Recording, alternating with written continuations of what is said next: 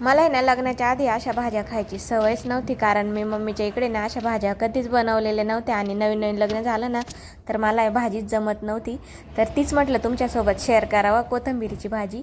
तर मस्त आता कोथिंबीर घेतली, बारीक चिरून धुवून घेतली, कढईमध्ये तेल टाकलं 2 पळ्या आणि त्याच्यामध्ये जिरे मोहरीची फोडणी द्यायची आणि लसूण आणि हिरव्या मिरचीची पेस्ट आहे ती पण परतून घ्यायची, थोडीशी हळद टाकायची आणि चवीनुसार मीठ पण टाकून घ्यायचं आणि कोथिंबीर धुवूनच टाकायची आणि तिच्या जेवढं पाणी असतं ना तर तेवढ्यात जर शिजली तर ठीक, नाहीतर मग वरतून थोडंसं पाणी ॲड करून घ्यायचं शिजण्यापुरतं आणि थोडंसं झाकण म्हणजे असं ठेवायचं नाही, कारण भाजीचा कलर चेंज होऊन जातो.